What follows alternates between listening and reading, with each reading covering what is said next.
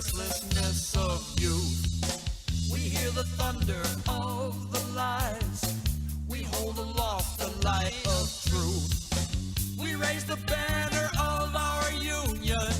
We lift our voices to the sky. And things are going to change in a big, big way. And the weird point is we're in this interesting moment where you've got the hypocrisy of the Republicans who, back in 2016 were, no, we can't possibly. And this was, again, back in January, February, March, can't possibly have a hearing over a Supreme Court justice in an election year. The people must decide. Now, we're literally days away from the election, and the Republicans are saying, no, we've got the power. This is very much a power grab. This is very much we won, you lost, get over it.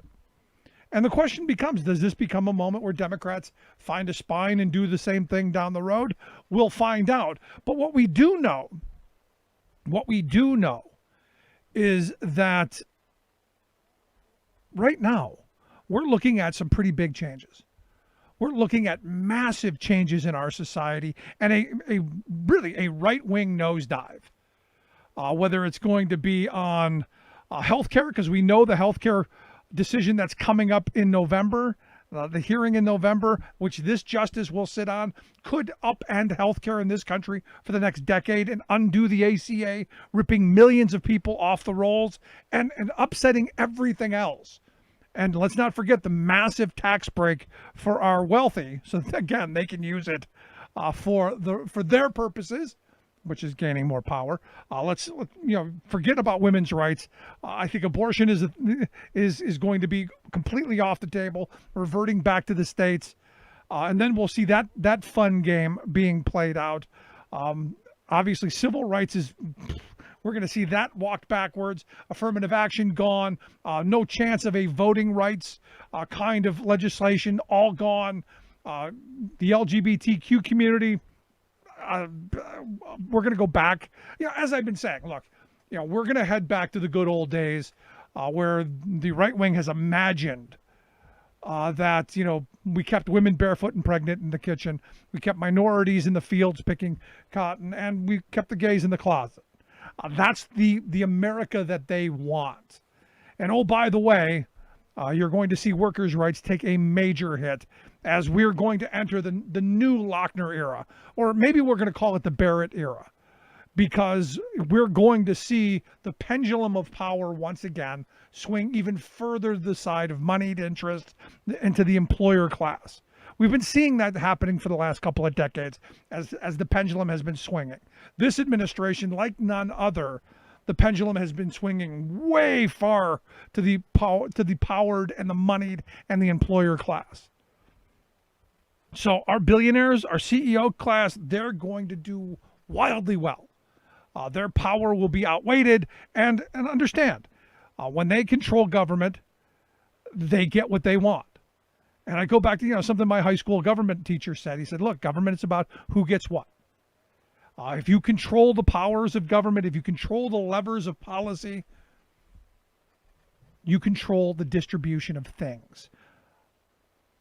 The wealthy understand this. They understand it much better than we do. We're still fighting over nonsensical things that don't affect our lives, whether two people in another state or another town or another house can get married, whether a woman has a right to control her own destiny and her own body. We're still fighting over that stuff, while the wealthy are going, well, you keep fighting over that. We're going to cash in. Thank you very much. And I'll tell you, that came out this week with the tax returns. Somebody leaked 15 years of Donald Trump's tax returns. And what did we find out? Well, we found out what we already knew.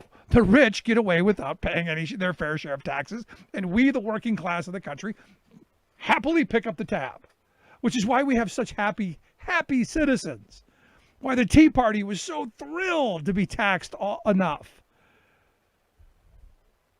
We found out, and this is again, not surprising. Now understand, for the last couple of years, people would say, we want to see the tax returns, because a lot of it was pumped up as the smoking gun is going to be there.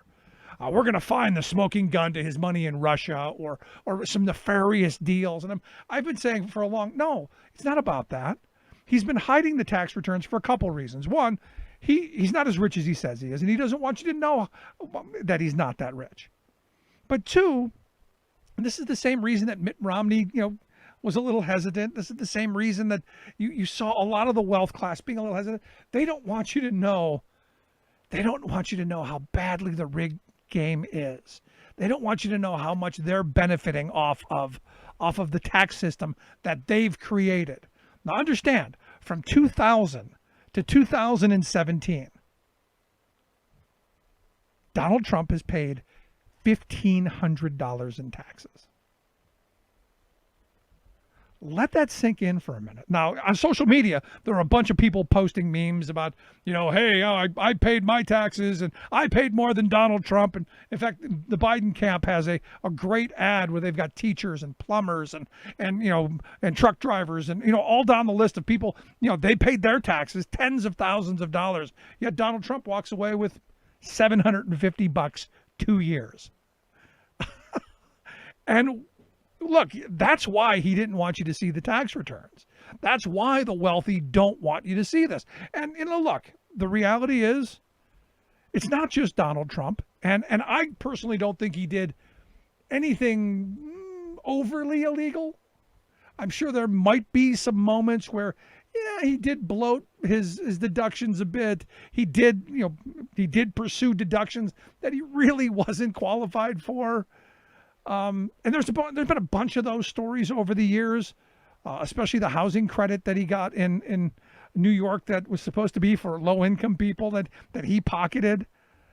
What we found out is, like I said, over that period of time, 2000 to 2017, he paid about $1,500 in taxes. 10 years, he paid absolutely nothing. He got refunds in other years. And what we also find out is that he owes a ton of money, in excess of $400 million in personal guaranteed loans. And those personal guaranteed loans are coming due when? Well, over the next couple of years. Now, the question is who does he owe it to? We don't know that because, well, we never really got to vet any of that stuff. And one of the arguments is that this is a national security risk. People have been saying, and I've been one of them, saying that, if he's indebted to someone and they're hiding his secret, this is one of those ways that you get blackmailed. This isn't just about Donald Trump. This is about any president. It's the reason you go through a vetting process. But the fact that he owes so much money, you start to then let the wheels start to turn and you go, it's no wonder we're seeing a lot of the shady operations that are going on. It's no wonder that there's so many emolument clause violations. It's no wonder that you start looking at things a little differently, and then you got to start asking the question. The people that he's kowtowing to, does he owe them? And I'll tell you, that's not a good place to be in. We also find out that he's been fighting for over a decade with the IRS. Evidently, he claimed massive losses in a year and was given a tax refund of like $73 million. And the IRS wants it back. And they're fighting to claw that money back because, like a lot of things, you got to wonder how aggressively they pursued tax breaks that maybe they weren't qualified for. For instance, the one that's been getting a lot of play. $70,000 to get haircuts? And for that thing on his head? 70 grand that you write off for that? I got to tell you, I think he got ripped off. Just saying, got ripped off, but that's it. That's a tax write-off. And the thing is this is what rich people have been getting away with for a very long time. They use their business accounts to pay for personal things. I've talked to people in the past, and I know people who they don't own anything. The business owns it all. Their home, the business owns it. Their cars, the business owns it. The kids' cars, the grandkids' cars, the business owns it. They hand out gas cards to all of the family through the business account. And all of their living expenses get written off so that they don't have to pay taxes on it. And these are, perfectly sort of okay. And this is what I was saying from the beginning. The reason I wanted the tax returns vetted, and it wasn't just about Donald Trump, it's the indictment of the entire wealth class of this country and the things that they've been able to get away with that the rest of us don't. The rest of us, because we haven't started our own little LLCs and haven't figured out how to hire a really high-priced tax avoidance attorney to make sure that we stay out of jail when we take deductions that probably we shouldn't have. But, we're wealthy enough to, well, when you're in the strata that Donald Trump claims to be in and that our 1% is, you can really tie things up. You can fight with the government. You can fight to make sure you don't go to jail for a long time. And then you can negotiate yourself down a much, much easier settlement. And this is what the wealthy have been getting away with, for a long time. This is not new. It's not news. It's exactly what it's always been. And for me, his tax returns once again highlight the fact that average everyday working stiffs like you and me, we go to work every day. We drive the trucks, we pound the nails, we take care of the kids, we wipe seniors' behinds, we do all of the things that need to be done, and we pay a higher tax rate than our billionaire class. When Amazon pays nothing. I mean, I guess Donald Trump's got that over Amazon. He paid $750. Amazon paid nothing. I could go through a list of companies that we actually paid to exist in this country. We paid them more than they made money off of us. That's how screwed up the system actually is. And you go, well, how is that possible?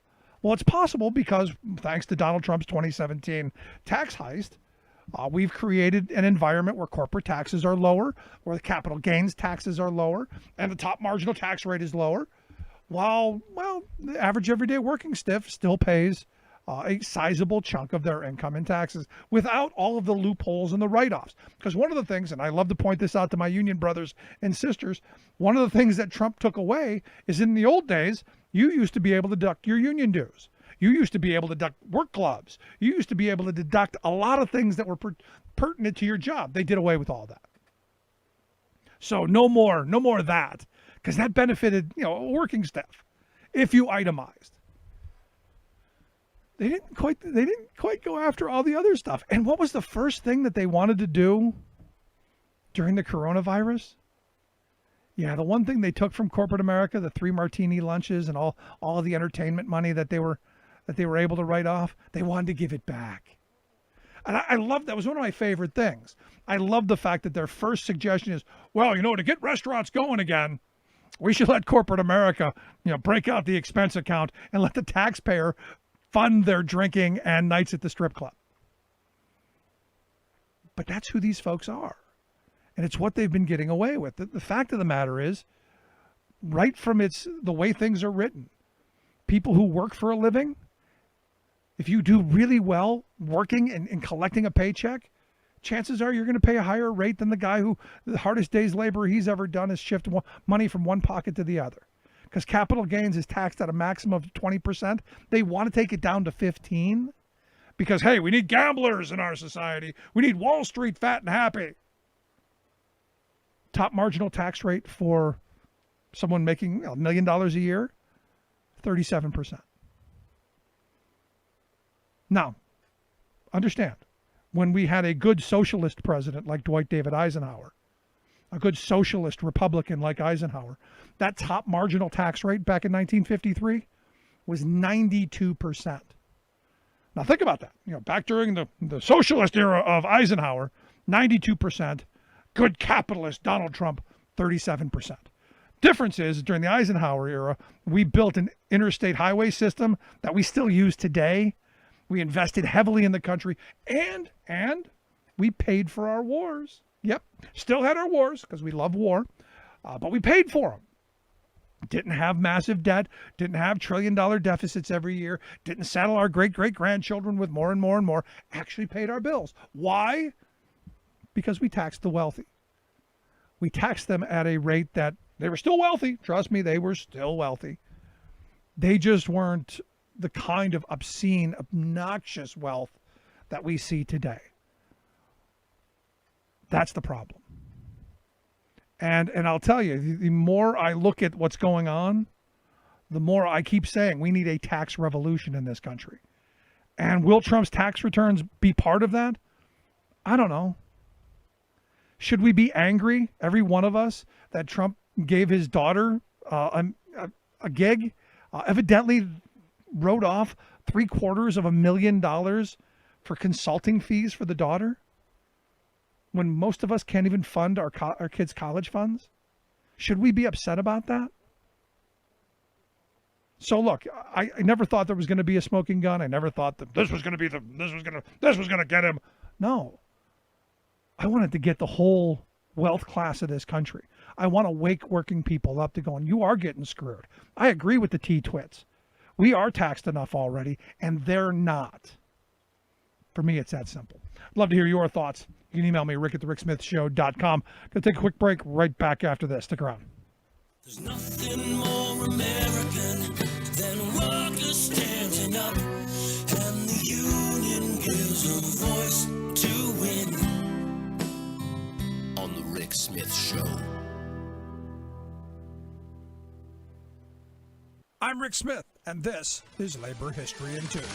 On this day in labor history, the year was 1910. That was the day the Protocol of Peace brought an end to the cloakmakers' strike in New York City. The garment industry had been rocked by the uprising of 20,000 months earlier. Young women had struck hundreds of small shops over pay, recognition, and working conditions. They won ILGWU recognition in all but a handful of shops. 60,000 cloakmakers in the city were inspired to walk out of the sweatshops that July. The mostly male strike force demanded shorter hours and increased pay, the closed shop, and more. Union membership soared, and most of the small shops caved. The larger manufacturers would not, however, and by the end of the summer, the Protocol of Peace was negotiated. Future Supreme Court Justice Louis Brandeis figured prominently in the negotiations. The protocol established higher wages, shorter hours, and overtime pay. It also guaranteed the union shop, elimination of contracting, and monitoring of piecework rates. Even more significant, workers won a union health center, a board of sanitary control, a board of grievances, and a board of arbitration. For the first time, garment workers had access to health care, a way to eliminate sweatshop conditions, and a way to mediate and resolve shop floor complaints. The price to be paid, however, was that workers would give up their most powerful leveraging tool, the right to strike. The agreement was lauded as a step forward for industrial democracy. But soon, many workers complained that the protocol failed to answer a number of shop floor issues. Grievances piled up, and workers were penalized when they attempted to strike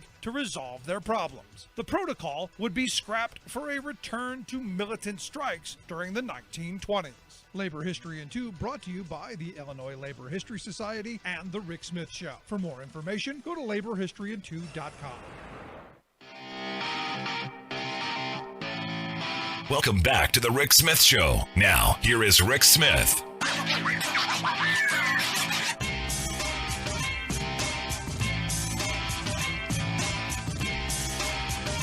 Welcome back to The Rick Smith Show. Check out the website, thericksmithshow.com. Questions, comments, something on your mind, you can email me, rick@thericksmithshow.com. So we're really living in quite interesting times. As the 2020 is the first time in the National Committee to Preserve Social Security and Medicare's existence, and they've been around since 1982. This is the first time that they've made a presidential endorsement in their entire history. And I got to tell you, this is one of those moments that kind of make you go, this is a different election. And for me, this is one of those things, because this has always been an organization, they're about protecting Social Security and Medicare, and those two things have always been kind of the third rail of politics. And here to share some of the reasons why they chose to make this endorsement, I've asked Dan Adcock to come talk with us. Dan is the Director of Government Relations and Policy there at the National Committee to Preserve Social Security and Medicare. Dan, thanks for taking time for us.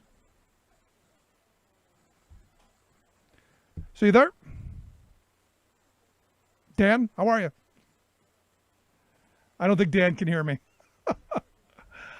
See if you can get Dan on the phone. We'll go that route instead. Dan, can you hear me? Dan? No, that ain't happening. We must have missed him. Going to be a fun day. But this is one of those moments where you look at the sad reality of where we are as a country, and the fact that Social Security has been one of those things that hasn't really been on the table, so to speak, and yet here we are on a radio show. There he is, Dan. How are you? Come on in. You just hand him the phone. This is what happens when you do live radio. You get into one of these moments where I can hear him just fine, but he's clearly not hearing me. And it's been Dan. How are you today? Oh, good. Evidently, you can't hear me. Right, because you're on mute. Okay. But we can do it this way. That's fine. So, as I started off, this is the first time you guys have made an endorsement. I'm curious, what was the reason? Well, I just think the stakes are so high in this election that it's not an understatement to say that this is the most important election. But I think one of the things that was the straw that broke the camel's back, but amongst other concerns about how the current president will treat seniors, is this proposal that would first allow for payroll taxes that are the dedicated revenue source for Social Security to be deferred, but then also the president saying at least 5 times since August that he would want to totally eliminate payroll taxes. And the chief actuary of the Social Security Administration estimates that if he were to do that without reimbursing the Social Security Trust Fund, that would mean that Social Security would run out of money starting in the middle of 2023 and no longer to be able to pay any benefits whatsoever. Now that's a huge departure from the situation where we're at right now, which is there's some talk of maybe not paying full benefits down the road, but still paying something for the next 7,500 years. You're talking about ending it completely, right? Exactly. So, I mean, if Congress does nothing between now and 2035, according to the latest Social Security Trustees report, then the trust fund itself runs out of money, but tax revenue still would come in that would cover 79% of benefits. But obviously, we don't want to do that. In the past, when this has happened, Congress has stepped in at least at the last minute in 1983 to extend the trust fund, and we hope that they would in the forms of legislation like Congressman John Larson from Connecticut has introduced that would extend the trust fund by more than 75 years by finally making wealthy people pay their fair share into Social Security and then have enough money left over for to pay for some benefit improvements. And Vice President Biden essentially would do the same thing with his Social Security plan. Yeah, I mean, and with the release of Trump's tax returns, or the leak of Trump's tax returns, I think it highlights a lot of the situation that we're in. When someone like Trump pays over a 17-year period, like $1,500. I mean, it shows just how bad the whole system has swung to one side. Right. Well, and especially you look again at President Trump's tax law that passed back in December of 2017 that was mainly benefited people like him, like the wealthy and multinational corporations. That blew a $1.9 trillion hole in the budget deficit. And not long after it passed it, several notable Republicans, people like Marco Rubio and also Senate Majority Leader McConnell, said, well, then the next step is we got to go cut Social Security and Medicare. But because essentially it was essentially it's a scheme for this huge redistribution of income from middle class and working class people, the benefits they get from Social Security to pay for tax cuts for the rich. So, but here's the thing, when we talk about this, and we know this to be the direction that they're going, because they've told us. They're very honest about this. You have to give them credit on one thing. Right. This is something Trump has been honest about, something Mitch McConnell has talked about for a long time, yet their supporters seem to be the people who would be most adversely affected by this. Look, for the longest time, they were saying, we're just going to go after Social Security for the younger people, for those people 55 and under. They'll have plenty of time to catch up. You're going to be okay. Don't worry about it. This is saying, no, screw you, Granny. You got 2 years. Back to Walmart. Right. Well, and even for that's a typical line that you see in a lot of campaigns of people who would like to cut Social Security, to try to divide and conquer current retirees from future retirees. But the truth of the matter is that when you look at income projections, the Kaiser Family Foundation did an income projection of what middle class wages will look like in 30 years, and they're going to continue to remain flat. There's likely to continue to be growing economic inequality, and as a result, having more time is going to do nothing to help future generations to save more, because they're not going to have any more disposable income because they're going to continue to live paycheck to paycheck. So that's a lie in itself to say that younger people are going to have more time to save. They're not going to have any more money to save. That's a good point. And there are no more defined benefit pensions. So, what my grandparents' generation, what they were able to retire on, a little bit of savings, their defined benefit pension and Social Security, that stool's not only lost a leg or two, it's been broken up and burnt for firewood. That's right. In fact, Social Security is about the closest thing most Americans will ever have to a pension. So again, I keep coming back to this place where what sense does it make that they go after and want to destroy it? I get that they want a desperation class of workers that works till the day they drop, but that isn't really a great political message. That doesn't go well on the bumper sticker. No, it sure doesn't. I mean, I think that there's still a lot of folks out there that presume that the president has honored his promise that he made during the campaign that he wasn't going to touch Social Security and Medicare and Medicaid, and nothing could be further from the truth. So, I said that the straw that broke the camel back for the National Committee to decide to endorse Vice President Biden was this, eliminating payroll taxes. But there's a long list of other ways that he's broken that promise, including every one of the president's budget would cut Social Security, Medicare, and Medicaid by more than $1 trillion. Gut the Medicaid program, which seniors depend on for long-term care, by over $1 trillion. Cut Medicare by about $500 billion, and then cut Social Security disability insurance by more than $60 billion. And and look, I've seen those numbers. I've talked about that stuff here on the show, and yet I still talk to seniors who are collecting Social Security and depend on their Medicare, who still believe that he's going to protect it. No, he would. It's a belief thing. He wouldn't do that. No. You can show me the facts. You can show me the numbers. Right. They're still not buying it. Right. Well, and I think that the other thing that escapes a lot of people with this latest proposal on the payroll tax is that the reason why a lot of Americans think this is their money, and it is their money because it's an earned benefit they get from paying payroll taxes for a full career. So if the president gets his way and you eliminate payroll taxes, and even if you were to avoid the trust fund literally going bankrupt in 2023, and you backfill that with money from the general treasury, from general revenue, then you eliminate the earned right nature of the program. You can no longer say that it's an earned benefit, which is going to make it easier for people who oppose Social Security to cut benefits or privatize the program. That's an excellent point, and something I hadn't really thought of. I mean, the fact that you're paying into it, and you say, look, out of my paycheck every week, this is mine. That ownership part of it, once they decouple that, you're right. That I hadn't thought of that. And could that possibly be part of this thinking? Because I get thrown back at me a lot, Dan, that Barack Obama did this. In 2009, Obama gave a payroll tax cut. And it got into our checks, and we didn't really notice it. The difference was he did backfill the money into the trust fund to ensure that it didn't go broke. Right. What do you say to that?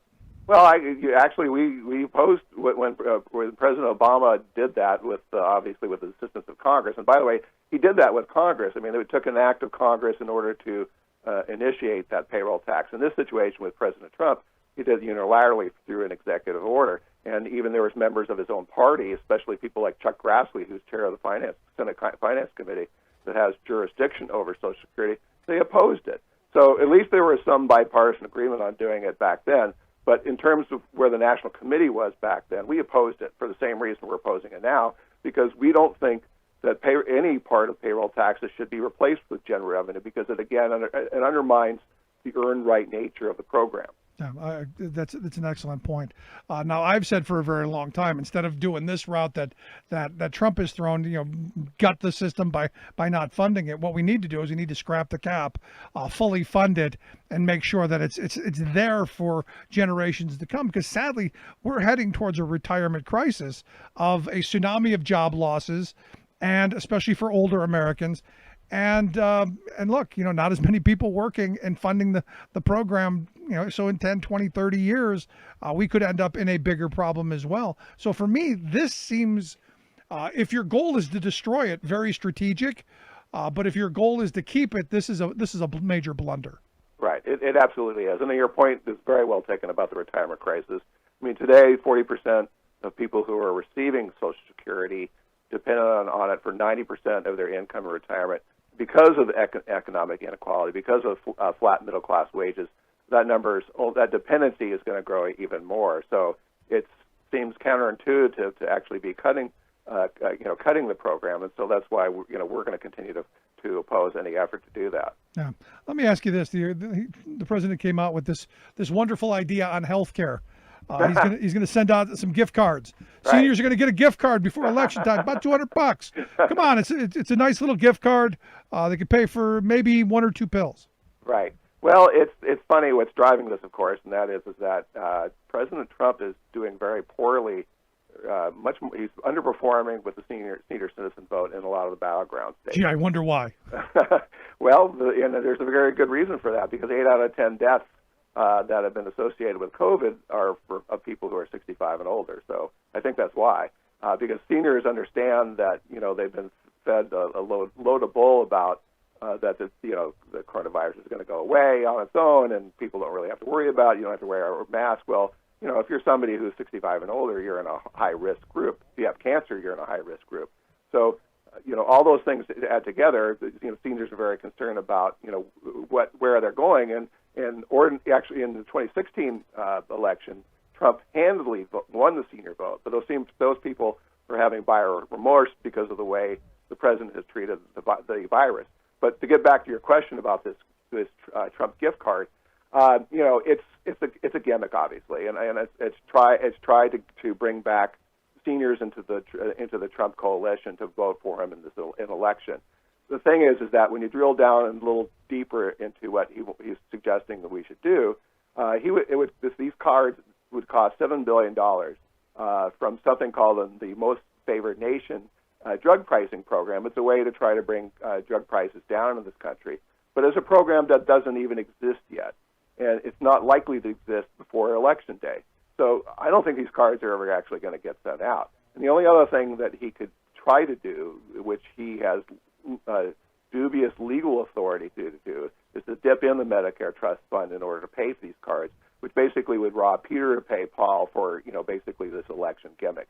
So, the thing is that Donald Trump has had 4 years to honor his promise to finally allow Medicare to negotiate prescription drugs. And instead, he's listened to his pals with Big Pharma, and he's never done anything to use his bully pulpit, to use his presidential power to move legislation that's passed in the House. And even a bill, a less generous but still a step in the right direction, a bill that was a bipartisan bill that came out of the Senate Finance Committee, never lit a fire under Mitch McConnell to move this legislation to the Senate floor. So he's had his chance. And again, another reason why the National Committee is supporting Joe Biden, because Joe Biden thinks that Medicare should be allowed to negotiate prescription drugs, and so do 92% of Americans, based on a poll that we did. Yeah, but Dan, the $200 gift card. The $200 gift card. Come on, man. That's $200. Right. Cold hard cash. Right. Well, that cold hard cash doesn't even exist yet, so it's not happening. But here's the other part of this, and I've known seniors, and there's prescription drug costs are a whole hell of a lot more than $200. Sure. I don't know how far $200 gets you. And the sad reality is at the rate that they're destroying healthcare and making it costlier by going after and trying to destroy the ACA, that $200 might not even buy cat food. Right. Well, and just to give you one example, Humira, this drug that we see constantly on TV that's used for arthritis, amongst other things, it's an anti-inflammatory type of drug that treats, fairly severe issues. I know for Medicare Part D, the beneficiary share of that drug is $4,000, so $200 isn't going to even make a crack in that expense. But again, it made for a nice sound bite, didn't it? Right. That's right. So let me ask you a last line of questioning, because Sure. Obviously the president named his choice for to replace Ruth Bader Ginsburg, who I think is going to be horribly destructive for our country and move us in a direction of corporate power that I fear more than anything. I do see the ACA being overturned. How will that affect Medicare? Because I know there are a lot of seniors who have got to be worried that there's a major upheaval with healthcare coming once you rip healthcare away from millions of people, and now pre-existing conditions aren't going to be covered, even though we do have that cute executive order. I'm curious your thought. Well, I think first off, the executive order is worthless. It doesn't, this is the thing is that, as Trump famously says, who knew healthcare was so complicated. What he doesn't, and what he still doesn't understand, that it takes the framework that was created by the Affordable Care Act in order to protect people from pre-existing conditions. Because you can say, well, there's not, the insurance companies have to insure everybody, but that doesn't mean that they can't charge them, premiums that are $20,000, $30,000, $40,000 a year because they have diabetes or because they have some sort of pre-existing condition. So we're concerned that if the entire law is validated, people who are not yet eligible for Medicare and they can't work any longer and they can't get insurance through a job, that they're going to be totally out of luck and they're going to be very vulnerable. And then for those who are lucky enough to have Medicare, I think a lot of people don't know that the Affordable Care Act significantly improved Medicare drug benefits.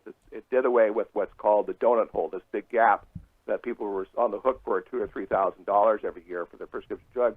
Because of the ACA, that's gone. Yeah. And so seniors have saved thousands of dollars every year because of that.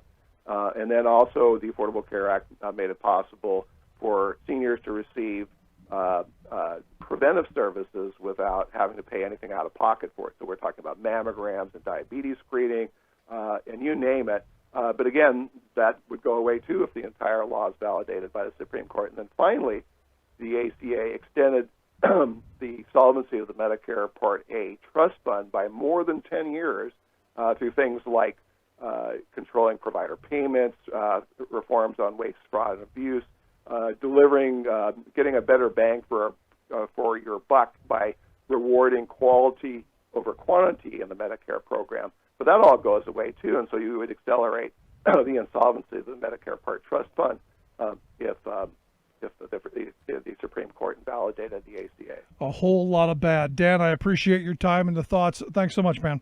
Thanks, Rick. Dan Adcock, Director of the Government Relations and Policy at the National Committee to Preserve Social Security and Medicare. Make sure you check out their website, ncpssm.org. We'll get links out on social media. Going to take a quick break. Right back. Stick around. You're listening to The Rick Smith Show. We're working people. Come to talk. Remembering that united we bargain, divided we beg. Rick Smith.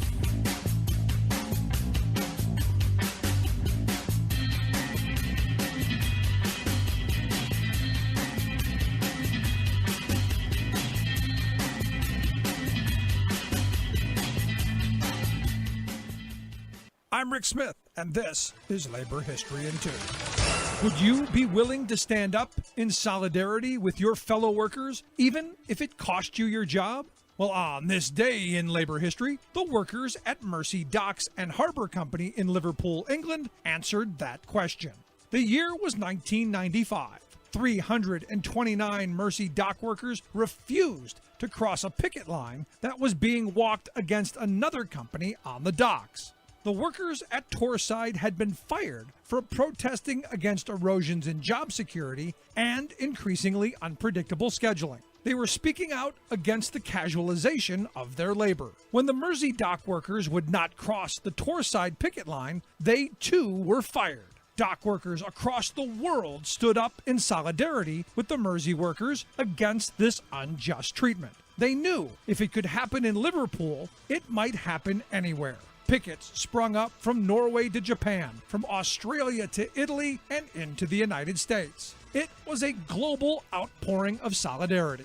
The strike wore on for 850 days. 1 year into the strike, dock workers held an international day of action in support of the Liverpool workers. Finally, 2.5 years after they were fired, the dock workers agreed to a settlement. They did not get their jobs back, but they did get severance pay. A film was made about the struggle. The proceeds were used to purchase a bar in Liverpool. It is known as the Dockers Pub and has become a space for working class organizing. The International Dock Workers Council was also born from this strike. Today, the council has 90,000 members, a lasting movement of solidarity. 20 years after the strike, dock workers from across the world gathered in Liverpool to remember the struggle. Labor History in 2 brought to you by the Illinois Labor History Society and The Rick Smith Show.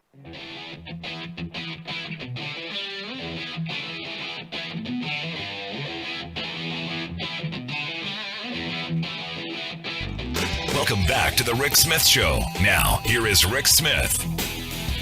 So I gotta wonder, Trump offered the gift cards for seniors, that $200. Hey, $200 goes a long way.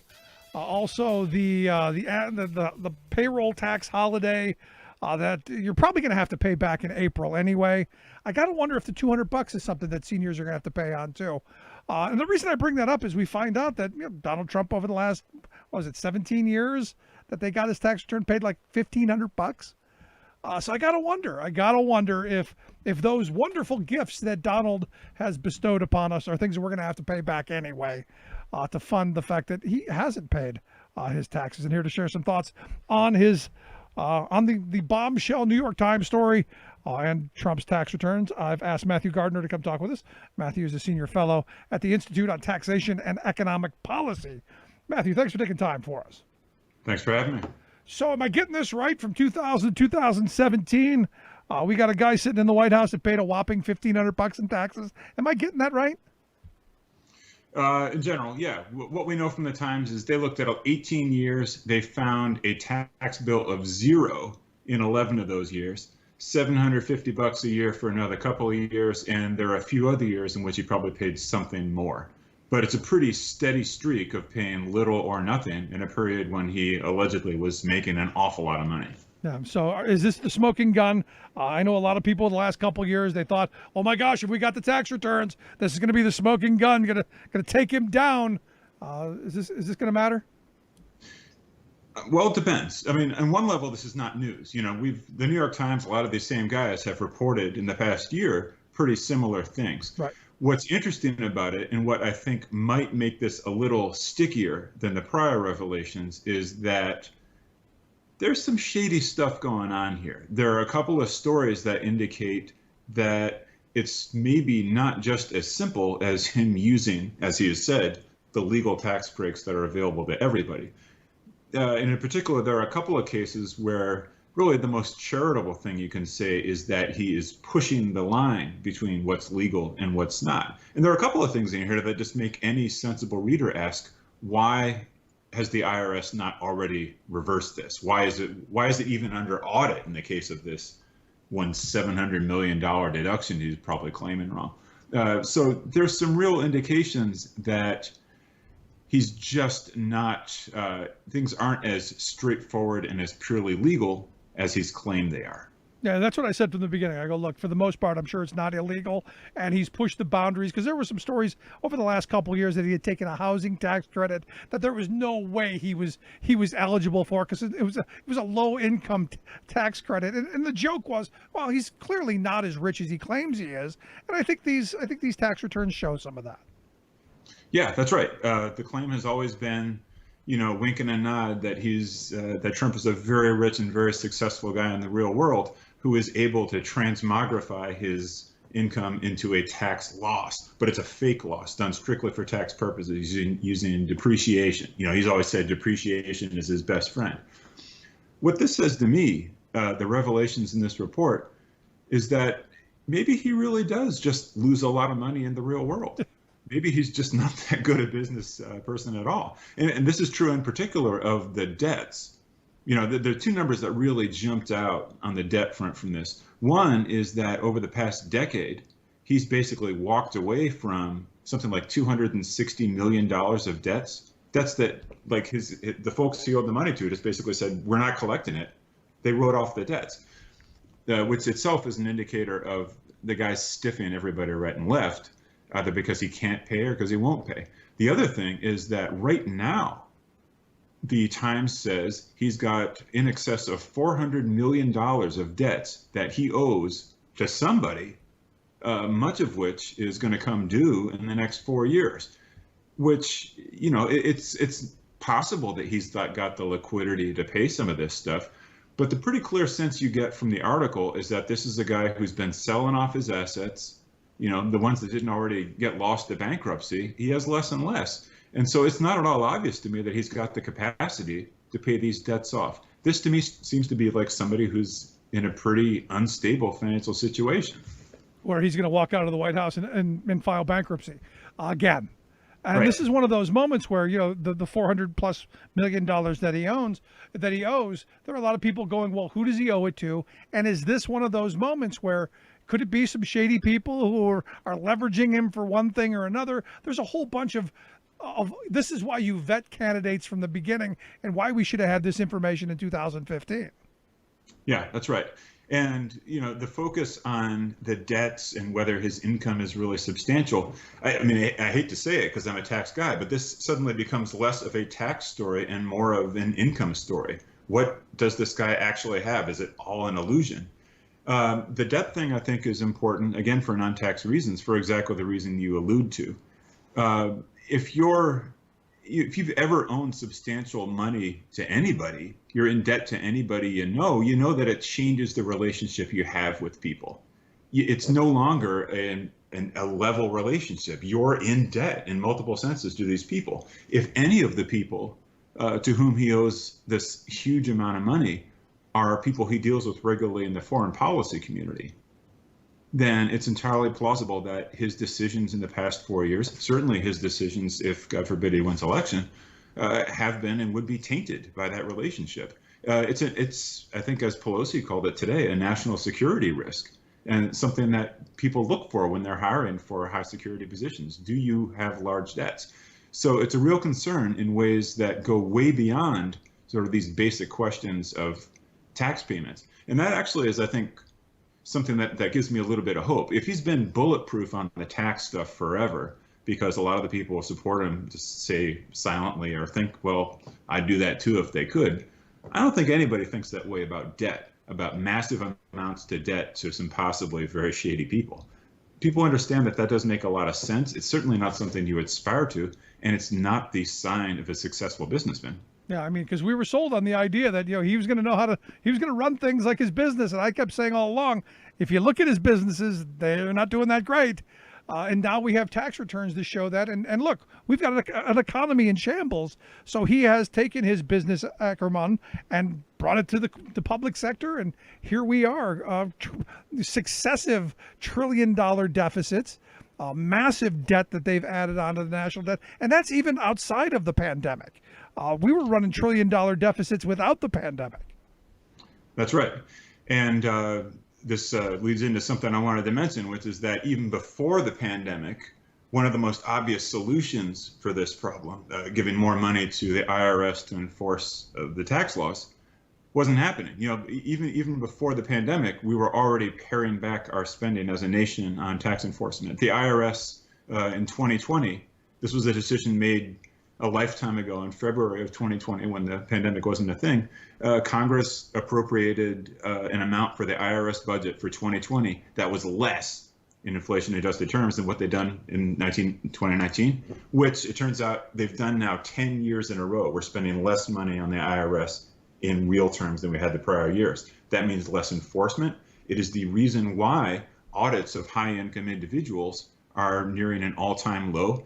It's the reason why we're auditing low-income people more than we're auditing high-income people. There's a ProPublica did an excellent study last year where they showed that the single county in the U.S., you probably know this already, that has the highest audit rate is Humphrey County, Mississippi, which also is one of the poorest, most rural, and yes, most African-American counties in the nation. We're targeting low-income, poor minorities who claim the EITC, not the wealthy folks like President Trump, who are clearly able to beat the tax system like a pinata because they know the enforcement isn't coming for them. So for me, isn't this where we should be talking about? I mean, this, I know, Trump being part of this, dominates the story, but I've been talking about this for years. The fact that the pendulum has swung. And look, in 2010, I was with the T-twits who were running around screaming taxed enough already. Only their solutions were just insane and lost me almost immediately. But look, we've seen a tax code that swung the massive amount of wealth to the top. We've created the world's largest billionaire class. In fact, the largest billionaire class in history at the expense of the working class. There was just a study done the other day by Nick Hanauer and my friend David Rolfe, who came out and said, look, the working class is getting ripped off at a tune of about $2.5 trillion each and every year for the last 45 years. And where do you think that money goes? To people like Trump and his ilk who are cheating like hell on their taxes. That's right. And, I think it's worth pointing out that the CARES Act, which most people think of sensibly as a bill containing a lot of short-term relief for working class folks, also included, incredibly, a huge tax break, $135 billion over 10 years, exactly for people like President Trump, increasing their ability to use losses, usually made-up business losses, to offset their income tax in prior years going back. It's basically a tax cut that was tailor-made for continuing the sort of practices that the New York Times just outlined yesterday. So it's not just a past history thing. Somehow, incredibly, this huge tax cut geared by definition towards millionaires was one of the biggest tax items in the CARES Act, a thing that was ostensibly all about COVID relief. Yeah. So this is very much a work in progress. No, and again, you look at the CARES Act, and it was a huge handout to corporate America. I was not a fan of some of the things it did. The $500 billion slush fund to hand out to corporate America, I wasn't in favor of. I said what we should have done is we should have made the workers whole, give the money to them, and it'll flow to the corporations. They'll get theirs. But no, we had to have our corporate welfare first and foremost, and this is where we are as a country. So I guess the question then becomes, are we surprised when you have a government run by the very wealthy and funded by wealthy donors, that you have a tax code that benefits them? Sadly, it's not surprising. And I think it is important at this point to recognize that the legal tax breaks that the president has used here, depreciation, net operating losses are the big ones. These aren't like Republican, Democratic partisan divides. These are tax breaks that both parties have, when they've had a chance to pare them back, chosen not to. And in fact, in the last tax cut, they even expanded these things. So there is blame to go around. The good news is I think we're seeing a shift toward recognizing this is unacceptable, recognizing this is a problem. And it's a shift we're seeing both in terms of public opinion, which is now radically in favor of making corporations and the rich pay their fair share, but also in terms of policy. And it comes from people like Elizabeth Warren, who have proposed both a wealth tax on individuals and a strong corporate minimum tax. The latter of which is now something that candidate Biden has said he wants to do as well. So the direction of policy promises that we're seeing and the direction of public opinion, I think, is shifting enough that eventually Congress is going to have to listen. If enough people get mad about companies not paying their share, about Trump being emblematic of a whole class of the richest Americans who aren't paying their fair share, I think we're going to see policy follow public opinion a little bit. I hope you're right. I hope you're right, because there's a lot of things we're mad about that doesn't seem to be addressed. Maybe this will be one of it. In the last line of questioning I wanted to get to, because you use the term fair share, and there are a lot of people going, well, the rich pay all the taxes, Matthew. They've got all the money, so clearly the thought is they pay all the taxes. And I always throw back that, during the good socialist years of Dwight David Eisenhower, the top marginal tax rate was considerably higher. In fact, more than double at 92%. Where are we talking about, moving this back to? AOC took a whole ton of guff over saying, people making over $10 million a year should be taxed at, oh my goodness, 40%. I'm curious, is there a place where you guys are looking, going, maybe this is where we need to be? Because look, I think we're coming to the reality that we can't have a country run by oligarchs, that we can't have a country of extraordinarily wealthy people who have the kind of outweighed power and speech that our Supreme Court has given them. Well, I think, fairness is obviously in the eye of the beholder. We have right now a slightly progressive tax system overall. The only way you can describe it as this socialist nightmare is by looking just at the federal income tax, the one tax we have that is clearly progressive. But it's stacked up against a federal system which has huge amount of state and local taxes that fall disproportionately on those at the bottom of the income spectrum. So we have overall a system that is pretty darn close to flat. It's a lot less progressive than it used to be. Fairness has been a big casualty of the 2017 tax cuts, of the tax cuts pushed through by George W. Bush before that and by President Reagan before that. One totally straightforward strategy for getting back a little closer to fairness would be to take away tax breaks for capital gains, to get us to a place where the capital income reported by the wealthiest shareholders has to be paid at the same, you pay tax at the same rate that low-income workers pay. That's a pretty straightforward ask that almost anybody would agree with. And so I think that's a straightforward place to go. Obviously, as the New York Times report has shown, we also need to think a lot more seriously about adequately enforcing the tax laws we already have. It's so clear from this that a lot of the strategies President Trump has gone with, he's doing it because he has no expectation that the IRS is going to have the teeth to come after him. You're writing off $70,000 of hair care expenses as a business expense. We know that's not a business expense. Paying his daughter $740,000 in consulting fees to do a job that she was already responsible for as an employee. It's transparently tax avoidance and possibly even tax evasion. We don't know, but at best it's suspicious, and it's indicative of a system where the laws don't mean anything. So yeah, capital gains, think about higher marginal tax rates on the best off, a millionaire's tax, if you will, but also get to a point where people like President Trump and other upper income taxpayers can't just get away with whatever they want, as they apparently are. Yeah, no, because I was going to bring that up about Ivanka Trump and her consulting fees, because I was going to ask you, is there a way that I can pay my kids to be consultants here on the show so that I can fund their college? Can I write that off? Well, I'm working on the hair care thing myself. It's going to take me a few decades to work up $70,000, but yeah, it's trailblazing stuff would be the polite way to describe it. There you go. Scary stuff. I guess before I let you go, what do you think the message out of this should be? Because there's a lot of people saying, Democrats should let this go. Is this a big deal? It's a big deal in that it's a big deal in a non-tax sense. The tax stuff is old news. I mean, he's bragged about not paying taxes. What's new and really damaging and frankly frightening, I think, to most of us is what we don't know about how much debt the president really has, and these very scary questions about who he owes money to. This could really be a national security risk of exactly the sort that people have been warning us about.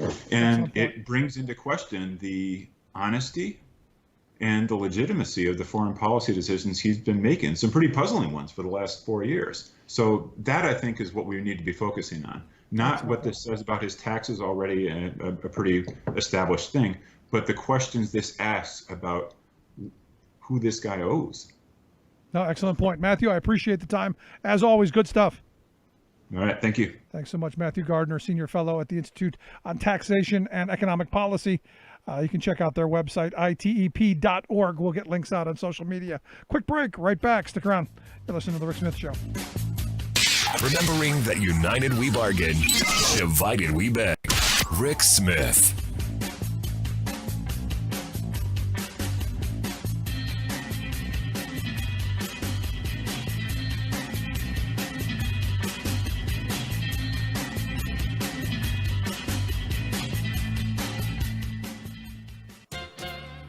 Amazingly, America has become a nation of socialists, asking in dismay, where's the government? These are not born-again Bernie Sanders activists, but Everyday people of all political stripes, including previously apolitical multitudes who are now clamoring for big government intervention in their lives. Nothing like a spreading coronavirus pandemic to bring home the need that all of us have, both as individuals and as a society, for an adequately funded, fully functioning, competent government capable of serving all. Instead, in our moment of critical national need, Trump's government has been a rickety medicine show run by a small-minded flimflammer peddling laissez-fairyland snake oil. We have it totally under control, Trump pompously declared after the first U.S. case was confirmed in January. For weeks, as the pandemic spread out of control, he did nothing. An increasingly anxious public found that they couldn't even get reliable test kits from Trump's hollowed-out government health agencies. Still, he shrugged off all concern and responsibility. By April, in theory, he said, when it gets a little warmer, it miraculously goes away. Not exactly a can-do Rooseveltian response to a national crisis.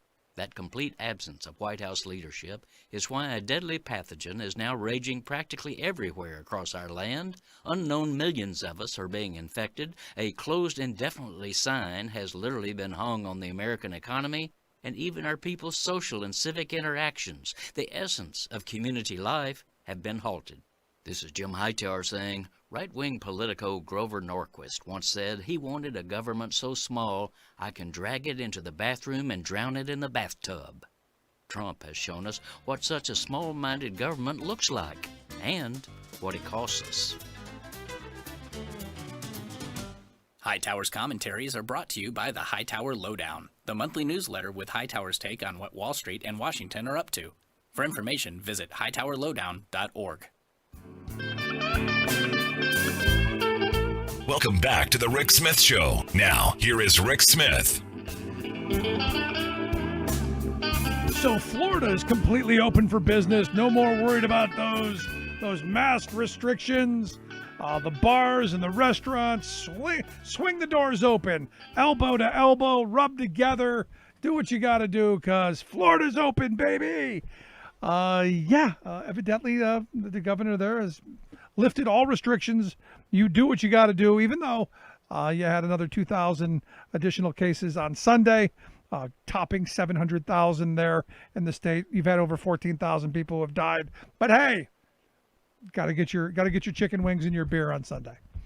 It just is what it is. Also, a new study out from the Center for Disease Control and Prevention, our good old CDC. About 280,000 kids in the U.S. have contracted the coronavirus. So yay. What could possibly go wrong when you swing the school doors open? That is a beautiful thing. And finally, on the COVID front, the first cruise ship to operate coming out of Germany, they have set on their third cruise a massive COVID outbreak. So expect them to be sitting in the water for some time. Anyway, here to share some thoughts on the craziness, the virus, and of course, the big debates coming up. I've asked our good friend Propane Jane to come back and talk with us. Jane, thanks for taking time for us. You're welcome. Thanks for having me back. So Florida's wide open. You can go to Florida, do whatever you want. You could have even taken a cruise until now. I mean, it's insane. It really is insane. And I wonder if it's a function of, people having pandemic fatigue and just being tired of the new normal, right? I mean, the abnormal, and they want to just force normal back. Like, okay, if we just do the things we originally wanted to do, it'll be fine. We can go back to the way it was. We'll just wear masks even. I mean, in like with the schools, obviously they have all these ideas about, okay, we're going to go in person, we're going to distance, we're going to have the classroom this size, we're going to sanitize, we're going to make them wear the mask, and it's all going to work out fine. And there's just this sort of magical thinking aspect to it, as if there really is such a thing as, achieving 80% herd immunity overnight, with no vaccination in circulation. In many ways, it sounds like they believe that it is going to just magically disappear the way Trump said it would, lied that it would. Yeah. And this is where we are. another on the cusp of another, a third wave, as they're calling it. Yeah, no, well, have we gotten through the first wave yet? I don't think so. Did I miss that? Because I was expecting the second wave here in October, November. Did I miss that one? I hope I missed it. I mean, it just seems like it's all the same wave to me. I didn't think we got out of the first one yet because we keep doing either. dumb stuff like having a little motorcycle rally in the middle of the country and then dispersing them throughout the rest of the country. And now we see the Midwest is exploding. Exactly. And what's going to be the readout on all of these Trump rallies? I really think they should be tracking, what do their numbers look like in these towns, in these places that are busing all these people in and paying them $12 or whatever the fee is to get them to go to these rallies and boost Trump's narcissistic supply. What's going to be the fallout from that in a lot of these rural areas and red states that he's going to? Yeah, I mean it's just nuts. But here's the thing: I get the COVID fatigue because I'm right there. I'm ready for this to be over. I'm tired of wearing a mask. I'm tired of not being able to go out to restaurants and do things that I used to do. We're not doing it, but I'd like to go back to being somewhat normal. I don't get the whole going on a cruise thing. I mean, especially when you're coming out of Greece. I mean, you're going to get on a boat with 2,500 people. I mean, I don't know. I'm just not there yet. I don't know what would make you go, that's a good idea. Let's do that, honey. No, I think that it's just either complete magical thinking. I'm going to be totally fine. We're going to be separated. We're going to do this, that, and the other. They're going to check people's temperatures.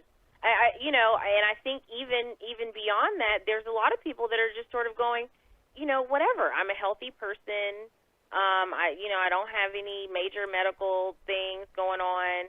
So, hey, what if I do get it, then fine, I'll just get it and I'll deal with it. They're not necessarily thinking I'll get it and I'll have the worst possible outcome or I may actually die. Right.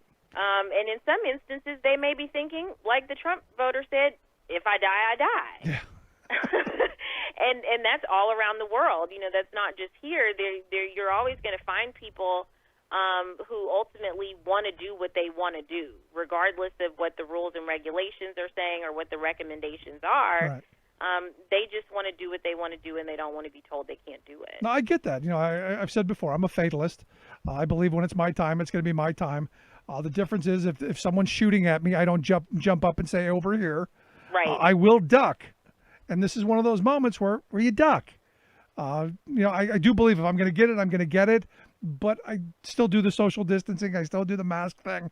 I try to take common sense approach to not getting it. And sadly, we're not that country. And look, some people might even be suicidal. They want it. I was talking to the one guy who said, we used to take our kids around and they'd get the mumps and the measles and the chicken pox. We don't do that anymore. I'm going, are you really suggesting that we go around and get people sick? And this is what the guy was kind of his mentality. Well, we made it through, made us tougher. No, I really do think that's what a lot of people are thinking. And in regards to DeSantis, and obviously I'm here in the state of Texas. I mean, we haven't gone as far as he has gone, but I'm sure Abbott wants to get there sooner rather than later. And I think as we've seen since March, this motivation and this priority for the businesses to be running at their pre-pandemic capacity, the money-driven aspects of this, I think, are really what we really have to speak to in our society, because it is why people are rushing back to work. It is why people don't have the ability to stay home and have that be, supplemented by the government in stimulus. And that's, again, the difference that we've seen just from, our northern neighbor, Canada, and what they did with their economic policy in terms of actually paying out to people so they don't have to take that risk and make those choices. But here in vulture capitalism, again, the essential workers, the idea of the essential workers, the people at the top in the ivory tower, these Republicans that are making these decisions are saying, those people in a lot of ways are expendable. They need to get the engine running. They need to get the wheels of the machine turning. And yes, Some of them are going to die, but in their minds, they're thinking that's a sacrifice for the greater good because look what this is going to do for the economy. Look what this is going to do for the stock market. We need this money in the till. These businesses need to stay open because for them as a red state governor, they know good and well they're not going to do anything that has sort of any hints of socialism, any hints of paying out to the public to support the people. They want to make it a supply side private sector issue and think the businesses are going to be able to solve this problem. Yeah. And also, as one person told me from the beginning, and I don't know if he was joking or if he was serious, we get to kill off the weak and the old, and we don't have to pay for them. Exactly. Yeah. I mean, I very much think that that's how they think. Even in terms of the healthcare debate that we've been having for decades in this country, the way they think about people who get medical illness is, it's a very survival of the fittest. Well, either you should have taken more personal responsibility. I mean, it's something that they still actually say. And also, well, just maybe you're a weakling. Maybe this just is what it is, and if you're not going to survive, you're not going to survive. Maybe this is Darwin. No, I've had people tell me that this is how we thin the herd. And look, I've used that phrase myself when stupid people do dumb things, like the white nationalist who shot himself in the groin. I'm going, good. This way he doesn't reproduce. That's how we thin the herd. And I know that's a bit harsh. Yeah. But he shot himself. He literally did. I didn't shoot him, and no one else did. I guess I'm justifying it, aren't I? Well, again, this is the country that we live in. I mean, this is the attitude that people have had in this country for centuries. I mean, if you think about a country, again, like I said last week, being founded on the basis of slavery, right? That entire economics is based on, I don't really care what happens to the people that are doing the work. They can be raped, they can be killed, they can be beaten, their families can be broken up. We're not going to let them read. We're not going to let them write. We're not going to let them have any sense of purpose or fulfillment outside of being in chains and doing what we tell them they have to do. And so, again, I think that mentality, although it's not, at that extreme, in the modern day, there's still this aspect, that there's still parts of that. Yeah, exactly. It courses through our immigration policy. It courses through our labor policy. It courses through our policy on reproductive rights, education, the pay gap, all of those things. Yep. No. I mean, you're absolutely right. We, we've done a marvelous job in this country of keeping the working class, where they belong in their place, because we're still going to need hand laborers. And look at what we've done with higher education. I mean, it's damn near impossible for the average working family to send their kid to college. Yeah, it is. And I think even, beyond that, when you get back to the politics of it and you're looking at the Republican Party, and again, my favorite topic, the Southern strategy, so much of that language in how they talk about handouts and welfare queen and, that they don't want their taxes raised and all of these things that are proxies for that idea of some people should be the haves, some people should be the have-nots. And it's not even really so much about class. It's about a caste system. It's about having this built-in, delineation between what had traditionally been white land-owning people. And again, over time, we have allowed those rights to be expanded to more and more groups. But again, that group that used to be at the top and so far above what everybody else was doing in that caste system is starting to feel like, hey, wait a minute, we're losing something in this, because the fortunes for people who are in that bottom rung, especially amongst the white impoverished people of this country, has really gone down. The job prospects, the life expectancy has gone down. Like you always talk about, the middle class has been drained. And so I think that, more and more these messages that are being targeted to these groups of people, even though they may not have anything. A lot of this cultural identity and a lot of the bigotry that we hear coming from Trump, I think, is to sort of soothe, any worries they may be having economically, to say, hey, you're still on top because of this belief system, because we're in power, you're still going to be okay, even though that's not really the case on the ground, and these people are still suffering, and the Republican Party's offering absolutely nothing for them.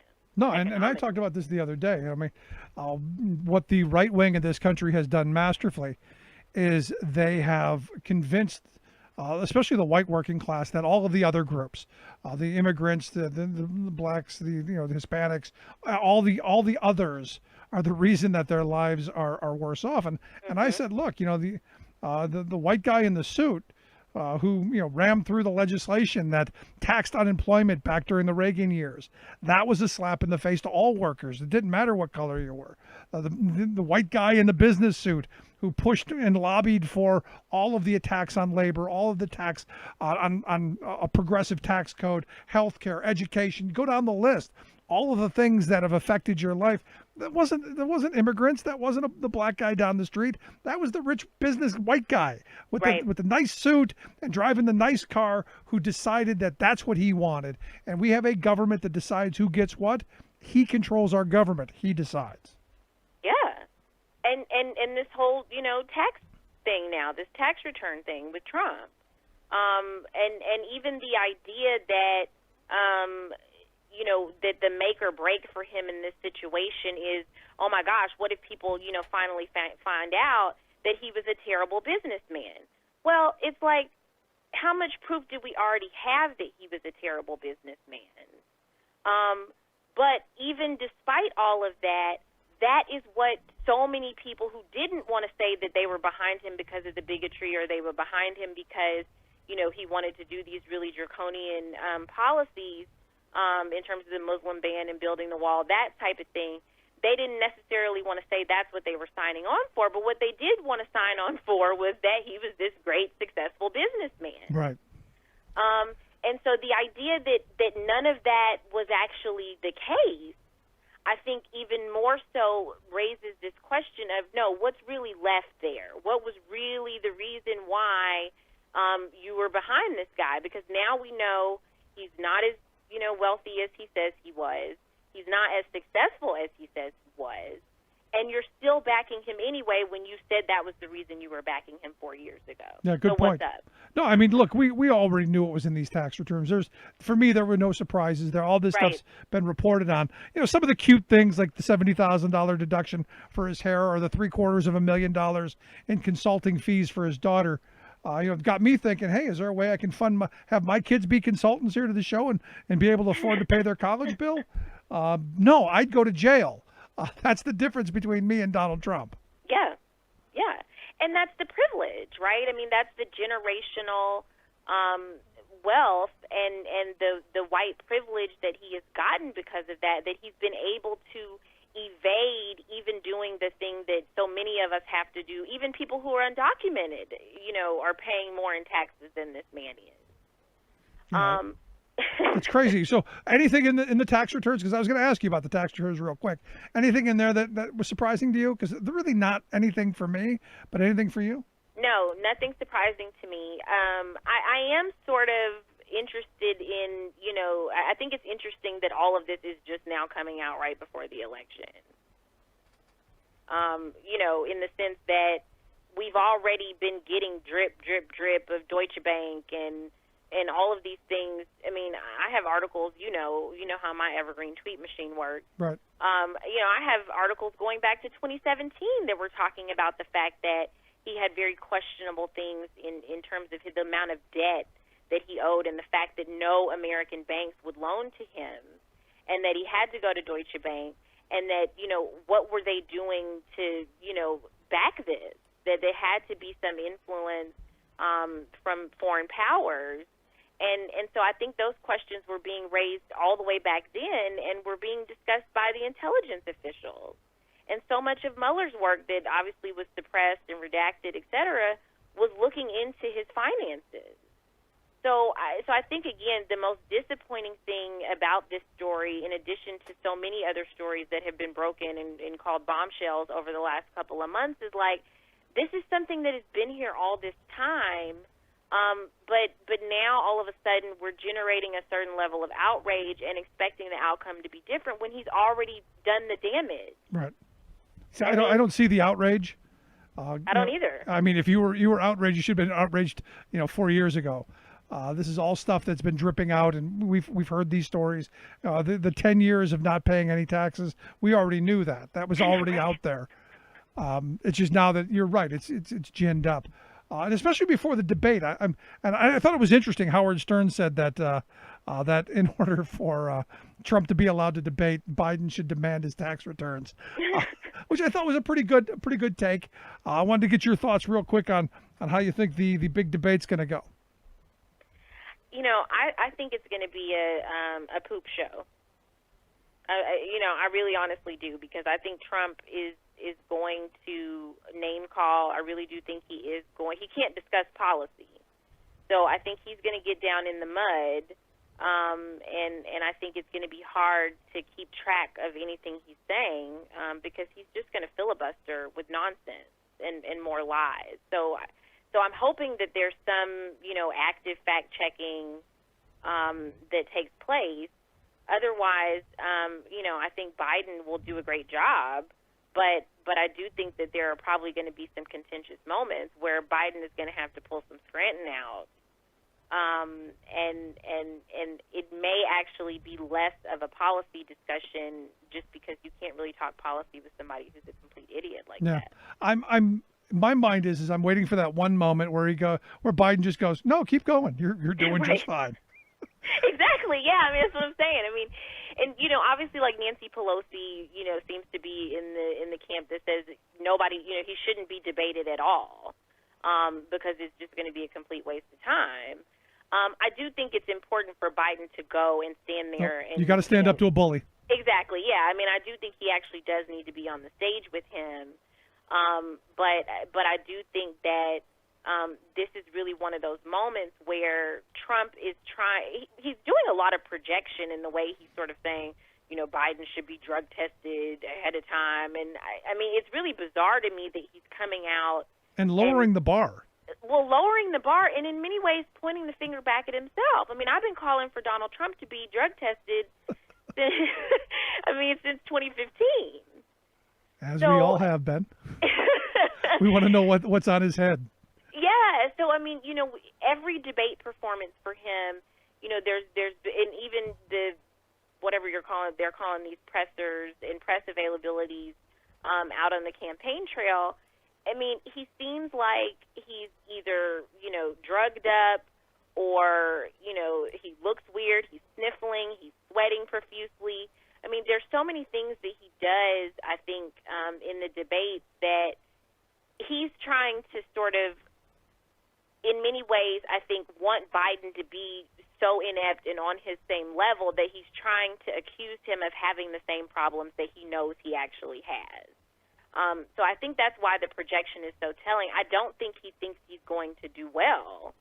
And I think that's why he's putting all of these, just a totally absurd comments ahead of the debate, because he wants it to be a clown show. He honestly does. But I don't think it matters to him how he does, because it's still going to be the best he's ever done, and no one's ever done better, and no one, because he's got these ticks. It's the most tremendous ever. It's the best ever. Right. People ask me, how do you do so well? They can't understand it. Anytime he has those that's his tick. Anytime he's lying, those ticks come out. It is. I do think that the dynamics, because again, I remember the Hillary debates. I thought she won all of them. But I do think the way he menaced her on the stage, that dichotomy between, him being very toxic, a very ugly representation of toxic masculinity, I think that will be interesting to have him juxtaposed with an actual man who is not displaying those traits, who is, obviously has the reputation for being the more statesman-like individual in the race. And so I think for people who want to see somebody talk, very calmly, very intelligently about the problems that we face, and what the solutions are actually going to be. I think that's really all the point of the debate is at this point. So no chance of rolling up the sleeves and Biden kicking his behind?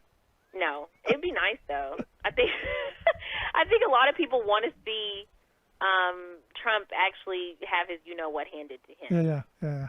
And finally, I'm sure you saw yesterday in Florida, Trump's former campaign manager, this Brad Parscale.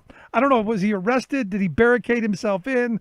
I guess he was beating the wife, maybe. Whatever was going on there. Yeah. Curious, your thoughts? Well, from what I read, it sounds like there was a possibility that he was definitely, abusing his wife in some way, possibly homicidal and suicidal. So, that's the first thing that jumped out to me, from a psychiatrist standpoint, was that he got Baker acted, which ultimately means that, you get taken in by the authorities and you're on a 72-hour hold for observation. And, whatever's revealed during that time, hopefully is an opportunity to say, okay, what was going on? Were you intoxicated at the time? They will check your urine. They will figure out, what was going on and what the circumstances were, and what is it that's going on that you can't regulate yourself and stop yourself from being physically abusive to other people and also possibly, a danger to your own self. And so, you hope that, he gets the treatment he needs and that he's safe and his wife is safe. But I think the larger issue, again, as we continue to see from people who are in Trump's circle, that working for this man destroys lives. It destroys individuals and it destroys families. And I was just reading on Twitter that there was this, big breaking thing over this Channel 4 News in the UK breaking this story about the link between Cambridge Analytica and the voter suppression efforts and how they were, had special tactics for marking black voters as someone, voters that needed to be deterred from voting. And this is a breaking story. This is his campaign, and the hits keep coming. And I'm not saying that's directly the thing that Parscale was worried about or the stressor that precipitated that event. But if all of that is true, then he likely committed perjury and some other things. And so is that what's going on? And why is it that so many people around Trump are having these types of crises take place in their lives? Yeah, no, because I said the same thing. I get ready to see a whole bunch of these. Yeah. Because the one article said he's suffering from alcohol abuse and PTSD. Yeah. And I'm going, he was Trump's mouthpiece. Is that traumatic? And the answer is yes. I mean, these people are. There's going to be a number of them going to jail, and I can imagine that's going to be fairly stressful. Yeah, and I mean, have you seen this video of Don Jr.? I mean, he looks awful. Yeah, but he's always looked coked up to me. So. I agree, and that's another thing, right? I mean, again, just to add to your list of the examples, these people are flipping out in very public ways, and I think that's a harbinger for what's underneath this whole administration and how the walls are really crashing in. Yeah, but I look at the arrest video, and I got to tell you, you're the health professional. Maybe you've got a better take on this. I've been saying for a long time, police tactics I'm uncomfortable with. Right. From the video, and this is purely from the video, and as you've said, there was a whole bunch of other things going on there. I didn't see a need to throw him to the ground and jump on him like they did. They were clearly had him, he was calm. Yeah. Now, look, I guess this is the weird world that I'm in. Had the cops drug him in the back and beat him up behind the bushes for beating up the wife, I would say maybe you shouldn't do that. But the idea that the guy was calm, you didn't have to escalate that situation, which could have turned uglier in my view. Oh, for sure. Because I said months ago, you never see anybody arrested by put your hands on the car, put your hands behind your back anymore. It's always somebody getting tackled and slammed to the ground like that. Oh, absolutely. I can attest. I mean, I worked in these acute settings and, had tons of patients that were brought in by police on mental health warrants. We don't call it a Baker Act in Texas, but, bruised up and very much saying they assaulted me. And again, they're here for they're here for a behavioral health reason. We actually got to see to what's going on with them mental health-wise. But apart from that, we are faced with the, aspect of it that, yes, in the course of getting them here to safety, to treatment, this happened, and it was a result of the people who we sent out there. Their families called the authorities, or somebody called the authorities to help, and this is the danger that was there. So, again, I have been fortunate to work with teams that are crisis response teams, that are, police officers that are trained specifically in mental health de-escalation tactics, and how to actually subdue people safely without agitating them even more, how to talk to them appropriately and respectfully. But again, you have to have that specific type of training, and what we see too often is that so many police departments are not getting that training, and they don't value it, sadly, in many of these jurisdictions. When they're called out on it, they don't value it.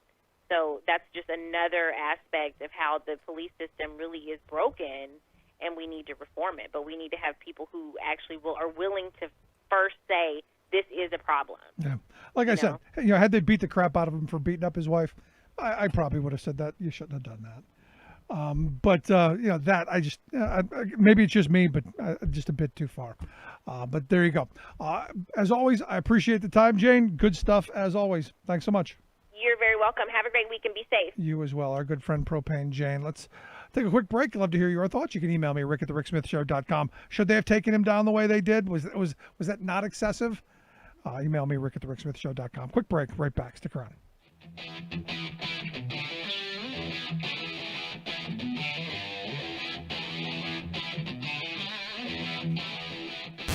Saving work in America, one show at a time.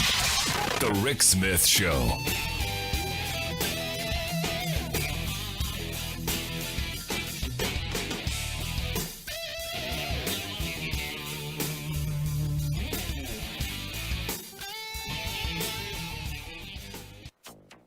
We have to deliver more than platitudes. We have to deliver more than proposals and promises. California promises to end sales of new gas-powered vehicles by 2035. U.S. is seeing an alarming increase in combined heat waves and droughts. Plus, COVID-19 reminds us that humankind should launch a green revolution and preserve the environment and make Mother Earth a better place for all. China pledges major emissions cuts. All of those pledges and more straight ahead. From BradBlog.com, I'm Brad Friedman. And I'm Desi Doyen. Stand by for 6 minutes of independent green news, politics, analysis, and snarky comment. Humankind can no longer afford to ignore the repeated warnings of nature. Oh, really? Just watch us, China. This is your Green News Report. Okay, Desi Doyen, you promised me we have big news in today's Green News Report. Oh my, yes we do. As we go to air, the 11th Annual Climate Week is underway in New York City when business, government, activists, and community leaders meet to discuss solutions to the climate crisis. That's the big news? We're getting there. It's primarily virtual this year due to the global pandemic. Many corporations and governments have announced commitments to cut their contribution to greenhouse gas emissions that cause dangerous global warming.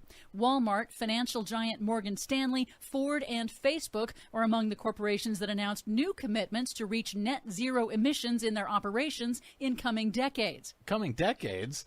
That doesn't seem very big. Well, it doesn't happen all at once. It takes time. Okay. Britain's Prince Charles, however, urged the companies to do more. Billions of people around the world are waiting and longing for concerted action to right the balance of this planet that we have so rashly disrupted. Millions of younger employees of countless companies and corporations are desperate for action, not more words. Well, that's slightly bigger. Well, in the biggest announcement, on Tuesday, Chinese President Xi Jinping increased his country's pledge to cut their emissions under the landmark United Nations Paris Climate Accord. China announced that it will scale up its national climate target to reach peak emissions before 2030. That's a change. And carbon neutrality before 2060. That is a big deal. Okay, that's a big deal. President Xi echoed leaders of the European Union in pushing for a green revolution to accelerate the transition away from fossil fuels. Now, climate policy experts noted that details on China's plan are thin so far, but they did call it the most significant positive climate development globally since the signing of the Paris Agreement. Then why do Republicans and Donald Trump keep telling us that China will never do anything about climate change? Because they are lying. Oh. Donald Trump's withdrawal of the U.S. from the accord, the only nation in the world to do so, will come into effect the day after the presidential election on November 3rd. Speaking of the presidential election, according to the Nonpartisan Commission on Presidential Debates, the 6 topics selected by moderator Chris Wallace of Fox News for the very first debate between Donald Trump and Democratic nominee Joe Biden on Tuesday will not include climate change. A new analysis by Media Matters has found that half of the handful of climate questions asked by Democratic presidential debate moderators were asked with a right-wing framing and failed to inform the public about the climate crisis and potential solutions. So Fox News' Chris Wallace just won't ask about them at all. And why should he? It's not like climate change has been a topic of note of late, given the fires up and down the West Coast and the endless hurricanes smashing into this country, but what do I know? Speaking of those wildfires, if it seems to you like wildfire season is getting worse, you're right. A new study concludes that climate change has driven, quote, an alarming increase in the incidence of simultaneous heat waves and droughts in the United States over the past 50 years. And the data indicates that U.S. extremes of heat and dryness are self-intensifying, meaning more heat causes more drought and vice versa, which causes more fires. And finally, some major good news. By 2035, in the next 15 years, we will eliminate in the state of California the sales of internal combustion engines. California's Democratic Governor Gavin Newsom, citing costly pollution and climate impacts like the mega fires that have raged across the state this year, signed an executive order on Wednesday directing state regulators to require new cars sold in the state to be electric or otherwise zero emissions within 15 years. We are setting a new marker. We're advancing the cause to once again lead not only this nation, but in many respects lead the world in terms of establishing a framework where we can accelerate innovation, we can accelerate adaptation and adoption, and we can in turn grow the economic pie here in the state of California. And in doing so, he says, the state will generate jobs in building out a clean, reliable electric grid for the state and installing a statewide electric vehicle charging network. All electric cars in California by 2035? That's the idea. Now that's big news. Thank you, Desi Doyen. For much more on all of these stories and the ones we couldn't get to today, please check out our website at greennews.bradblog.com. Find, follow, and share us planet-wide on the Facebooks and the Twitters at Green News Report. I'm Brad Friedman. And I'm Desi Doyen. And this has been your Green News Report.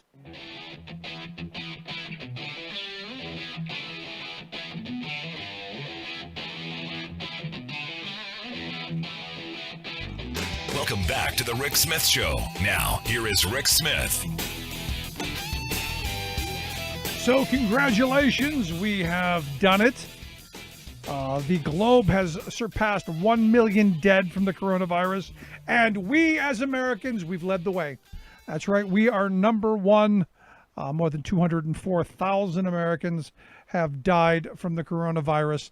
Brazil, second at about 141,000. So we're way ahead of everybody else.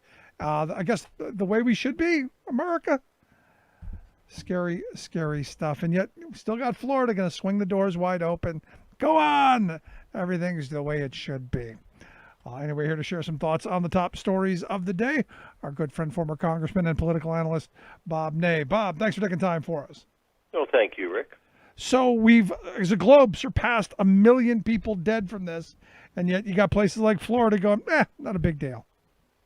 Yeah, well, I think, too, that people will come back. I hear it every day of what is the death rate, how much is it globally with a million people divided into 7.5 billion. Or 2 billion, I hear it every day.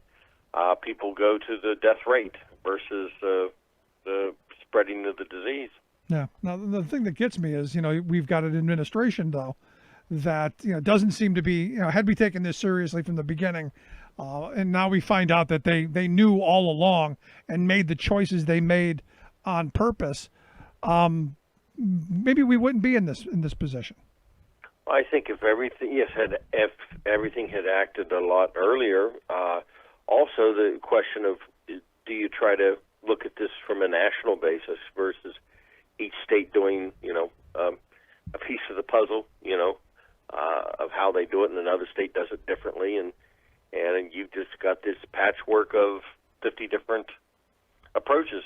Yeah, and you've got, the CDC, who I got to be honest at this point, judging from all of the craziness and all of the, the back and forth, I don't know I don't think we know who to believe at this moment. In fact, there was a story the other day that the director of the CDC, this Robert Redfield, he said on a plane for everybody to hear that he doesn't trust the guy that Trump is, making one of his top advisors on this coronavirus task force, this Dr. Scott Atlas. And basically he came out, he said, look, everything the guy believes, everything he says is false. And in the new, NBC News, confirmed it. How do you go forward in an environment where who do you believe? Oh, it's true. I mean, I don't know what to believe. First you wipe things down, then you don't wipe things down. The CDC says one thing. I haven't heard anything. I haven't heard Dr. Fauci in weeks. Have you? Nothing. No, they've done a nice job of sequestering him, and now we find out that Dr. Birx claims to be under stress, and she's ready to head for the hills. So again, it's scary stuff, and we're heading into what was from the beginning going to be the most dangerous period throughout this whole thing, and that's the next couple of months. Right, and then different patchwork of school policies, and one school is doing one thing, and next door they're not doing the same thing, and then people are angry about that. I mean, it's just there's no standard approach to the thing at all. It's crazy. Let's get to the big story: the tax returns. Thoughts on the tax returns? Are you uncomfortable with the fact that they were leaked? I'm a little uncomfortable with that because it could be anybody's. But the other side of it is, one, I think we have a right to know. On the other side of that, there's really nothing in there we didn't already know. Well, it points out a bigger picture. I think, overall, I was shocked. I honestly thought, he paid $20,000. Really, I was shocked. But then again, it points out a bigger picture. And I don't know how the audit will turn out, but if I'm correct, I think Amazon pays nothing. I did a podcast with an attorney that loves to put the list together of who pays nothing in America. And so on a bigger note, this is happening all over the place. You pay, I pay, the listeners pay. But, the big boys don't pay. A lot of them don't. And it's unbelievable. So on that note, I think, if anything, let's remember that so many people get away with this. I think making suspect to me, first of all, is it true? Yeah, most likely it is. But what's suspect is probably the New York Times probably had this. I don't think they just, automatically, here it was handed to us, and it's just enough time, happens to be the day before the debate, we put it out. It makes it suspect. So if they did have this and they had it 5 months ago, I think they should have put it out 5 months ago, personally. I think they should have. So the timing makes it suspect. Will it change some votes? It may change a few, but overall, my first thought is, how do I do that? How do I, stop paying anything? No, and it's not. It's even worse than that. There are hundreds of companies that don't pay any taxes, but there are some that we actually pay beyond. They get a bigger refund. They get like an EITC check for corporate welfare that we pay them to exist. And again, the whole, and this is where I went into at the beginning, our whole tax code is upside down. And for me, it all goes back to, Reagan and the supply side voodoo Reaganomic mentality that said, if we give the rich people and the corporations all the money, it's going to magically trickle down on us like rivers in gold and honey. And it's been rivers of gold. It's just, the kind that are supposed to be on the tape of Donald Trump. Well, like I said, with Trump, this is going to continue to, by the way, every week more will leak out from the New York Times. And in the end, as much as it's terrible that he paid $750, in the end, though, you've got to look at the policies. What's he going to do policy-wise? What's Joe Biden going to do policy-wise? Or otherwise, if some other paper comes out with something on Biden, then it becomes Biden did this on a personal level and Trump did that. So which one do you want to pick? I think it's got to be a policy thing. But on the biggest picture on this, Netflix, if I remember right, Amazon, Chevron, Delta, IBM, I can go on and on, paid no taxes. Yep. Occidental Chevron. Petroleum, Honeywell. We can go down. There's a list of like 300 companies that have an effective tax rate of zero or negative numbers. Right. It's disgusting. It's disgusting. And so I hope if anything comes out of it that, the code changes. Yeah, and this is something that for me, this is what I've been screaming about the whole time. I never believed there was going to be a smoking gun with Russia in the tax returns, because not even the shady tax attorney would allow that to go in. For me, it was always about the conversation about the rate that they pay, the deductions that they abuse, and we find out, one of my favorite, we paid the daughter $750,000 in consulting fees. How do I do that? I got 3 kids. Can I make them consultants and pay their college fee out of that? Right, exactly. It's just insane. But, immediately I got a bunch of conservatives going, this is illegal. You should be angry. And I'm going, I got to be honest. I think if you're running for president, this should have been vetted from the beginning, because there is the important part of the fact that he's hundreds of millions of dollars in debt, and that debt is coming due, and we have no idea who he's in debt to. Right. Correct. It's crazy. Do you think this will come up in the big debate? Oh, yes. I think it's going to be probably the first question out of the box. Are we expecting, what kind of fireworks are we expecting? Or do you think this will be kind of subdued? Because Trump keeps trying to lower the bar, it seems. He is lowering the bar on it. They'll attempt to get Biden, angry. I think Biden's best interest is not to go in like a gladiator, keep his cool, try to keep to issues as much as humanly possible. But yes, the Trump campaign has dumbed this down. Yeah. They're not putting the bar high. I think they're just trying to convince him that this is the real deal. You just can't go in like you did 4 years ago and, accuse people's parents of killing Kennedy and things like that. That would be a little tough. Yeah. I'll never get over that one, Rick, of all of them. I'm sorry. That was the top of the food chain. That was right there. And that should have been one of those moments where the country collectively went, next. Well, it allowed me on radio to say he's going to get elected, and then most of the radio hosts, you didn't do this, but most of them were like, well, how could you say that? And I said, well, because Hillary didn't go up 15 points. The more he said things, she didn't budge. Yeah. And when that happens, you're like, okay, something's going on. Yeah, if I'm advising Biden, there's got to be a moment in the debate where Biden just turns to him and goes, no, keep going. I'll give him my time. Right. Just keep going. Right.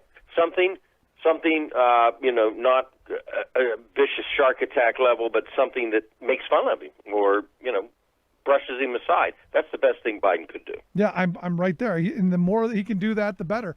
I mean, because I had this conversation with a guy yesterday, and I was like, for me, if I'm up there and he starts on a ramble, and this incoherent nonsense that he does on these fantasy tours he does, I just say, by all means, let him have my time. You keep digging there, buddy. Right. Exactly. Now, as we talked about the last time, National Guard's been called out in Cleveland, as I understand. Yes, and I think that DeWine has done that. I mean, I'm not alarmed over this. I think DeWine's done it because they don't want, some kind of major brouhaha on the streets, which we hope doesn't happen. It'll take away from, the debate. So I think he's done it as a preemptive thing. DeWine's really not the type to try to, just get things stirred up. Right. And I think it's more of a preemptive thing. ACB. Evidently, we're now calling her ACB instead of Amy Coney Barrett. In fact, in kind of a backward slap, they're now selling notorious ACB shirts. And for a minute, I had to go, what the hell is ACB? Until AOC, ACB. Well, RBG. The thing was notorious RBG for Ruth Bader Ginsburg. Now they're trying to make her the new, the anti-Ginsburg, which sadly she's going to be. She's the antithesis of everything Ruth Bader Ginsburg stood for. And as one person told me, Barrett's going to walk through all the doors that Ginsburg opened for her and then slam them behind her. Right. I actually, one of my Facebook friends was saying the same thing. One thing on this, I think that that the Democratic side has to watch. I mean, it's going to happen, and they should put up the good fight. But for example, there was it wasn't a Democrat quote citizen, but there was a Democrat activist who had said something about the adoption, of the two kids. The kids from Haiti. Right, and then she has 7 children. One of the children has Down syndrome, right. And I think that there's a bit of a box in here for the Democratic side, in the sense that if she performs well, forget the issues for a second, and I know that sounds horrible, but if she performs well, the Democratic side is going to have to watch how they go after her, and they've got to watch anything like the one wasn't Democrat National Committee person, but one of the activists. Watch what you say on the adoption and the kids, and it could be used as a sympathy, personal sympathy, versus the issues of how she will vote on the court. And they're going to make her religion part of this, but you can't make religion the focus of it. There you go, and that's the thing. It's Catholic, and you sure don't want to have that one laid out all over the table debating about Catholics right now. So I think they have to be, they have to focus on exactly where she would be on health care and the Affordable Care Act and reproductive rights, etc. And they have to focus very spotlight and narrowly on there. Speaking of spotlights, let Senator Kamala Harris and let her shine on the committee. And you know why I say let her? I've served on committees, not one of the note of judiciary in the Senate, but I've served on House committees, and boy, everybody wants their time in front of the camera. Yep. It wouldn't hurt a couple of people to yield to Senator Harris. No, absolutely. I had said that, I would let her exclusively do the interrogating, because you don't want it to be the man-woman thing either. But you want to stick to those issues, like you said. Stick to reproductive rights. Stick to affirmative action, in civil rights. Health care, huge. Make this about what the vision of the country that she's going to shape is going to look like. Because I've been saying, from a workers' rights perspective, we're going to be going back to the days of Lochner. Where if you were, desperate enough and hungry enough to work in poverty conditions for desperation wages, that was your liberty, buddy. But we're going right back to those days. Right. And I think this is an education process. I think you're spot on. There's no stopping this. So what you've got to use it for, I think, is to educate people of what the world is going to look like in a 6-3 world. Right. And it's got to be done carefully. Don't make it about religion, narrow it to where she will be on these things. And the other thing is, I'm not sure it benefits for this to turn into a 24/7 media cycle on her, and then it comes to conclusion, she gets appointed, and a lot of the campaign messages, for the Senate races and the presidency are lost. So yes, they've got to fight the good fight, but they've got to be careful how they do it. Yeah, because there isn't a lot of time. Now, I saw an interesting story. Sarah Palin's back in the news. Oh, I didn't see that. Yeah, she evidently, she's threatening Lisa Murkowski to do the right thing. She says that, so you should walk back. We'll forgive you. If you can't do that, remember my house. I can see a lot of things from my house, she said, Lisa. I can see 2020 from her house, which I thought was pretty funny. I mean, she's taken the I can see Russia thing from, to good heart. Evidently, not only can she see Russia, she can see the future. But this isn't a veiled. This is an outright threat to Murkowski. Vote in line, or I'm coming after you. Interesting. I didn't know that. I haven't actually heard anything about Sarah Palin for a long time. And thank goodness. Nothing. I mean, used to be she was kind of the darling of the circuit, but I haven't heard anything. It's the first step. Yeah, she went a little kooky. I mean, she was doing that whole Glenn Beck TV thing, and then she went off her own.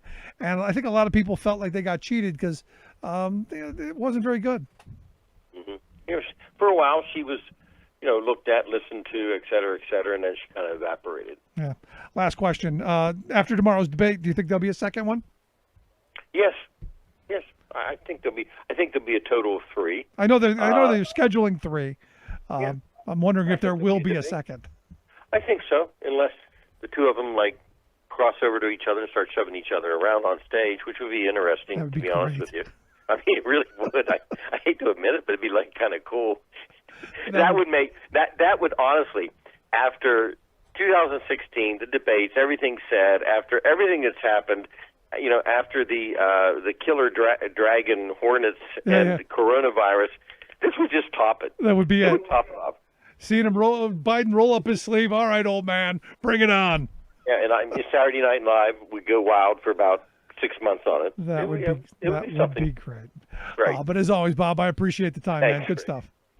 Our good friend Bob Ney. I want to see it. I want to see the rumble in the jungle there.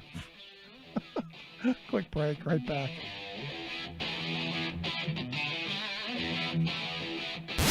Saving work in America, one show at a time. The Rick Smith Show. I'm Rick Smith, and this is Labor History in 2. Would you be willing to stand up in solidarity with your fellow workers, even if it cost you your job? Well, on this day in labor history, the workers at Mersey Docks and Harbour Company in Liverpool, England, answered that question. The year was 1995. 329 Mersey dock workers refused to cross a picket line that was being walked against another company on the docks. The workers at Torside had been fired for protesting against erosions in job security and increasingly unpredictable scheduling. They were speaking out against the casualization of their labor. When the Mersey dock workers would not cross the Torside picket line, they too were fired. Dock workers across the world stood up in solidarity with the Mersey workers against this unjust treatment. They knew if it could happen in Liverpool, it might happen anywhere. Pickets sprung up from Norway to Japan, from Australia to Italy, and into the United States. It was a global outpouring of solidarity. The strike wore on for 850 days. 1 year into the strike, dock workers held an international day of action in support of the Liverpool workers. Finally, 2.5 years after they were fired, the dock workers agreed to a settlement. They did not get their jobs back, but they did get severance pay. A film was made about the struggle. The proceeds were used to purchase a bar in Liverpool. It is known as the Dockers Pub and has become a space for working class organizing. The International Dock Workers Council was also born from this strike. Today, the council has 90,000 members, a lasting movement of solidarity. 20 years after the strike, dock workers from across the world gathered in Liverpool to remember the struggle. Labor History in 2 brought to you by the Illinois Labor History Society and The Rick Smith Show.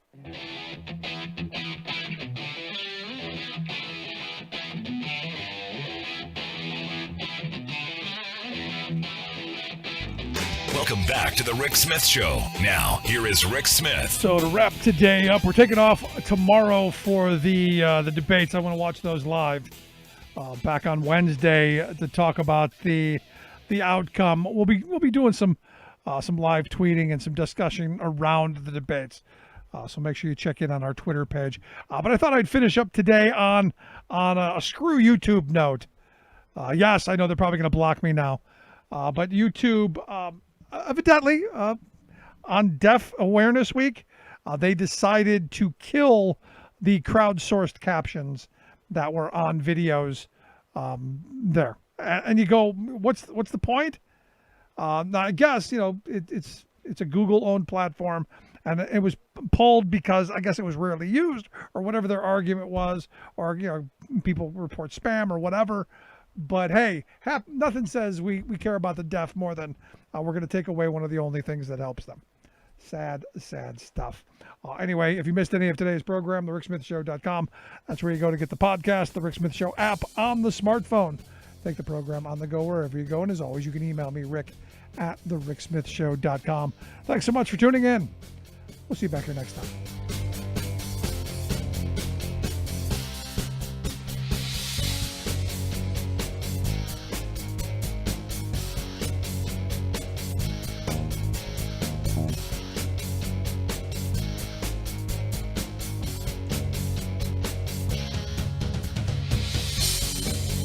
You've been listening to The Rick Smith Show. Email Rick at rick@thericksmithshow.com. Until next time, this has been The Rick Smith Show, where working people come to talk. Tell you, the best line that I've heard thus far was that Ginsburg had opened up all of the doors that Amy Barrett is going to walk through, and Barrett's going to close them behind her. I got to tell you, that's probably the best way I've heard what's coming. Now, look, we can debate whether that's true or not. That down the line. The reality is things are going to change.